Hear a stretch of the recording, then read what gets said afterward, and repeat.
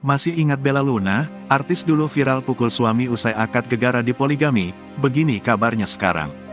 Pada tahun 2019, nama Bella Luna Verlin sempat menjadi perbincangan. Pasalnya, pada hari pernikahan, artis kelahiran tanggal 31 Oktober tahun 1993 itu menamparkan suami. Bukan tanpa alasan, Bella Luna Verlin sakit hati dibohongi suami lantaran baru tahu dirinya jadi istri kedua setelah akad nikah. Bukannya mesra usai pernikahan, Bella Luna Verlin justru menamparkan sang suami karena hal tersebut. Malam pertama dan pernikahan bahagia yang diidamkan ini pun kandas. Ini bukan pernikahan pertama Bella Luna.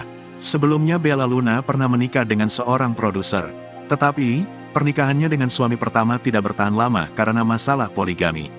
Setelahnya pada 2016, Bella pun memutuskan untuk melakukan kawin kontrak dengan Rasman.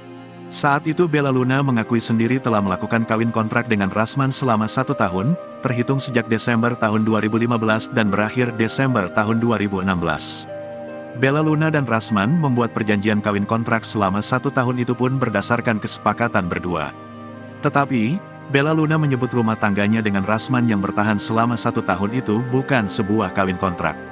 Ia mengaku telah melakukan pernikahan siri dengan Rasman, lalu rumah tangganya yang hanya bertahan 1 tahun itu karena perjanjian keduanya sebelum menikah.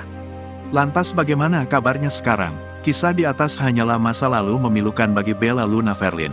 Bella Luna Verlin tampak sudah bahagia menjalani hari-harinya bersama putri sematawayangnya dari pernikahan pertama.